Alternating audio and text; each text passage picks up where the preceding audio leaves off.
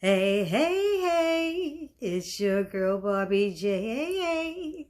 Hey guys, it's me, Barbie J. Hope everybody's doing well out there. Today we are talking about the Equalizer, Season 1, Episode 4, It Takes a Village. And you will understand that title. I'm glad that these titles make a little bit more sense than some titles on shows that I review. But anyway, before we get started, I want to give my shout outs to the people who've been holding down my channel in the comment section. We have Lamont Simpson, Poet Summer Breeze, Tammy Terry, Simply September T, Real Heat the Producer, Miss Bell, Ty Harrell, Shanice Says, and two new ones, Yusha Morrison and Sweet Case 1988. I like those. Okay. I thank you all for your comments. I look forward to more comments. Whether you for or against what I say, I love comments. So anyway, what else is going on? Let's see. So, let's hit. If you haven't subscribed to my channel, please subscribe now. Hit the little red notification bell. It says subscribe. Hit it. Check it out. You can give the thumbs out for the likes. And you can also hit that bell that will let you know about all the videos that I upload. I do about 6 a week. So you should always have some type of information or hear from me frequently. Okay? Now, this episode, I mean, what can you say? It's Queen Latifah. I've enjoyed just about everything and probably seen just about everything that Queen Latifah has done or been in. You know, I mean, let's be honest, she rocks everything she does. I mean, from the beginning, which set it off for me just right. Girls Trip, Chicago. I loved her in Chicago. What else was there? Beauty Shop, Barber Shop 2, what is it? Steel Magnolias, The Perfect Holiday. What is it? TV shows with Star and Living Single. You know, the queen, she stays busy. She stays busy. And I am so glad she's truly blessed. She seems like a wonderful person. And I enjoy supporting her. So, and this episode, it seems so familiar depending on what neighborhood you live in and stuff. You know, this episode is definitely familiar to you because it's what happens when they go into, developers go into low income areas or the black neighborhoods, people colored neighborhoods, and they want to build up and they kick them out of their apartments so they could build up. Matter of fact, it's just happening now again in the building next door to me. These were the only buildings that were supposed to be knocked down back 20 years ago. And they finally got those people out. It took them 20 years. And they paid for their moving expenses and getting them new furniture and everything just to take over that building, because now they're going to move some other people in that whose skin complexion ain't as dark as ours, and they're going to get those apartments. That's what's going to happen because we cannot afford it. You know, and speaking of the black, that's why I'm rocking this is the last day of Black History Month. Happy Black History Month to all of you out there. You know, but we know Black History is all year long. I thought I'd rock my little last Africa earrings and my red, black, and green and my kente. You know, I had to get it all up in there for the last day. So I hope you guys like it. Anyway, so like I said, that's what's happening now. In this episode, it starts with these two people walking, Malcolm and Crystal, and they seem to be friends for a long time. And Malcolm basically is like that neighborhood activist almost, you know. He's not a politician, but he's an activist, whereas, you know, when people are trying to get pushed out of their apartments and he knows a little bit about law and he's telling them what they should do, what we should do to fight. One lady stops him and is like, oh, my electric went out again. I need help. He said, Miss such and such, I'll be there. Everybody in the neighborhood seemed to know him when he walking down the block. So he's that nice guy who tries to help and fight for you against the gangs, against the politicians, against the developers, landlords, and, you know, so he's that guy. So he's walking down the street with his friend Crystal, and they're talking about her blind date and the neighborhood. So basically she was like, after my blind date, I'll call you and we'll hook up and I'll tell you all about it. Well, she comes home after the blind date. She's calling him on the phone. He's not answering. And when she gets to their block, she notices police activity. There's her friend Malcolm laying there dead on a car. Somebody done pushed him out of a window.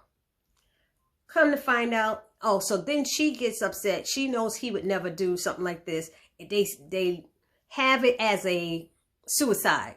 She knows he would never kill himself. They had plans, blah, blah, blah. So she calls on Robin McCall, Queen Latifah. And Robin talks to them, and she talks to her and this guy, Charles. And Charles brings up that, Malcolm had his little demons and stuff. And I was like, what does that mean? I was trying to figure out what he meant by his little demons back in the day. She said, no, but he would not kill himself. There was a suicide note left, and the suicide note basically had a clue in it or something like that, which Robin McCall finally figured out. But when Charles said that, he had his demons and stuff, making it seem like maybe he was back on drugs or something like that. And I was like, what is that all about? Well, what ended up happening is we find out that Charles had something to do with it, because he gave the gang the key to Malcolm's apartment. But that scene was funny when Queen Latifah rolled up on the gang members, and she ain't had no gun. They pat her down, and then she pointed her finger like it was a gun. And they said, what you gonna do, scold us with it? She had a finger with these nice leather gloves on.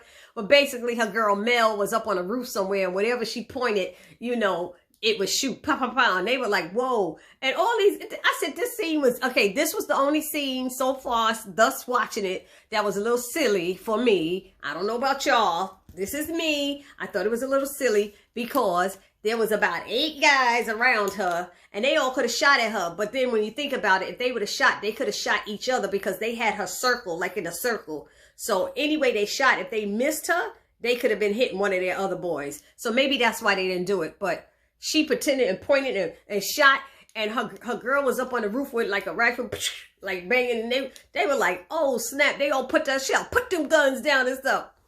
And she had to basically get close enough to the leader to clone his phone with her phone, And when she did that and was able to clone the phone, he hurried up and called somebody. He didn't know she did that. He called somebody, and it was that guy, Charles.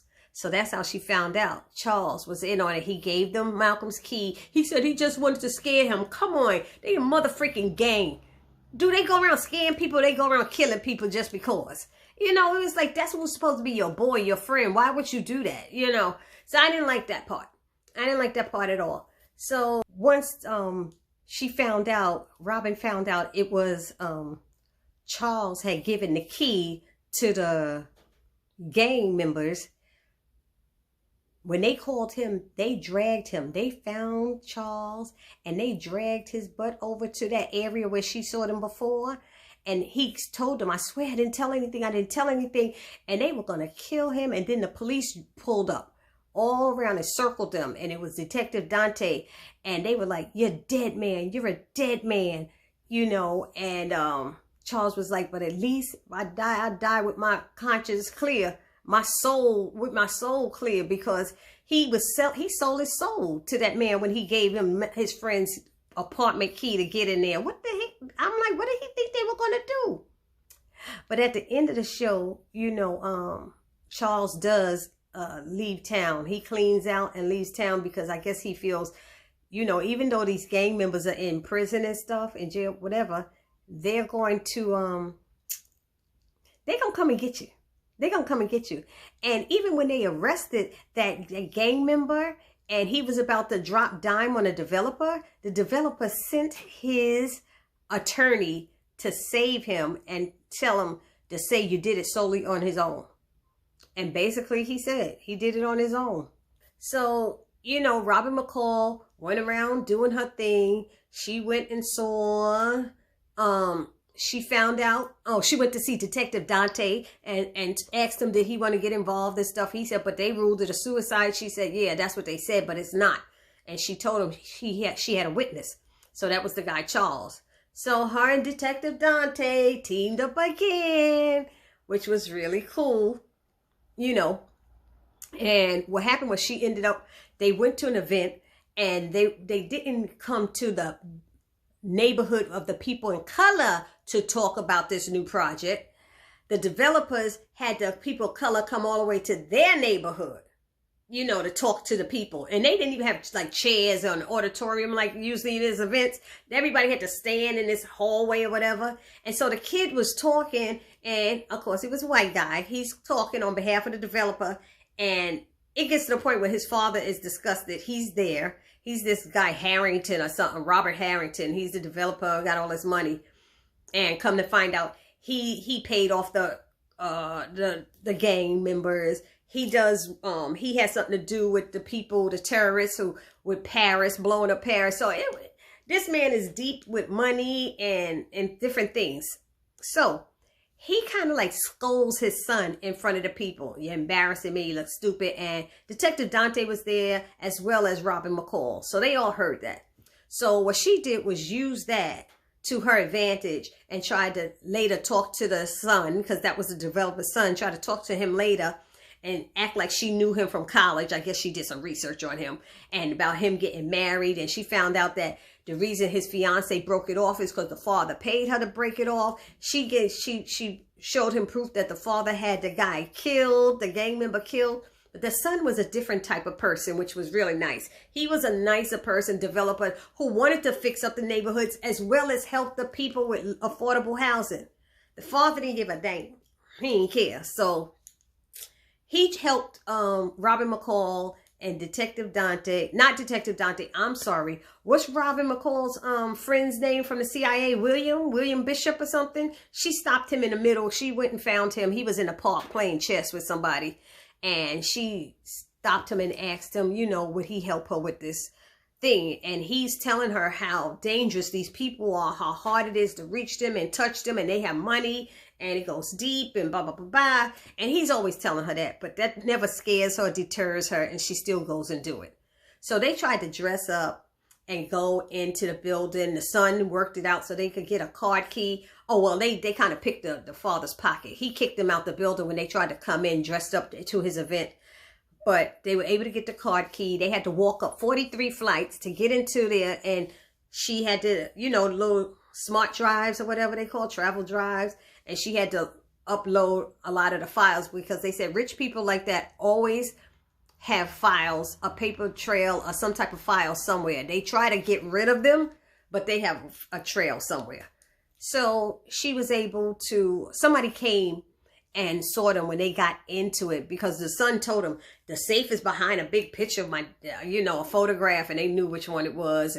And they were able, it was an old school safe with the, so she was able to put this little thing on it, which counts the numbers and lets you know when to click and when to turn. So they got in there, long story short, they got in there. And then when she was coming out, the police came up and they supposedly be busted. So you like, damn, I'm like, is this show going to continue? Because it's like 5 minutes too and they busted, you know. Well, those were fake police officers. So they really weren't busted. And the guy, what they did was put cameras in the developer's office or whatever it was, and a recording device. And when he started yelling at his son and calling his son stupid, and the son is like, Dad, did you really do it? Did you pay my fiance off? And he said, well, son, she took the money. You know, it's like, it says more about her. She took the money. She told him about he asked his father about killing Malcolm, all of that. And he was like, yeah, who cares about them poor black people? And he's like really putting them down. And the son is like teary-eyed and upset and stuff. And the son didn't know it. But all of a sudden, the developer's phone is ringing and beeping and stuff. It's being recorded all over Times Square. It looked like it was Times Square. You know those billboards, those big billboards that's lit up and stuff, and they show movies and stuff on it? They were recording him and putting it up there. So he got busted. He tried to get out the building and leave, and Detective Dante walks up in there and catches him. But in the meantime, while all of this is going on, it started with Robin teaching her daughter Delilah how to drive. Delilah hit a pothole, got shaken up, and got upset, don't want to drive no more. She's mad. Instead of her taking ownership or driving and hitting that hole herself, she blamed the city and everybody else whose fault it was. So Robin told her, then do something about it. You know, what you going to do about it? You don't like it, what you going to do about it? So she said, who you going to go complain to? You know, you got city councilmen, all these people. So she wrote a tweeted something. I think she wrote a letter and then did a tweet. This is Delilah. And she got it retweeted 2,000 times to the point that the city transportation department or whoever wanted to meet her. So she was so excited because she feel like she did something great. And she goes down there and they didn't even care. They told her to basically to get in line. They've gotten thousands of complaints and they really didn't care. And she was very upset. And she said it was basically a photo op because they took pictures and they wanted to make it look like he cares about the community. And so she got mad at her mother saying, why she send me down there and blah, blah, blah. And Aunt Vi had to tell her, look, honey, she broke it down for her. Look, this is what happens. At least you tried and did something instead of just complaining and not doing anything. So she tried. But what happened is when her mom got home and she's sitting there upset, she said, you still upset? She said, what we gonna do about it? She said, sometimes when you can't get people to fix stuff, you got to fix it yourself. And so Aunt Vi comes out with a shovel and they going down there to fix up the pothole. So the daughter was very, she learned her lesson from that, which was a good lesson. Sometimes you got to do stuff. You can't just complain. There's a lot of people in this world, they complain about what's going on in an election.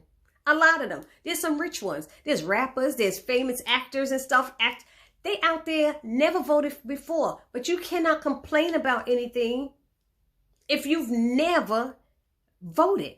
You have to vote and that's how you make your voice. That's how you tell your politicians and people how you feel.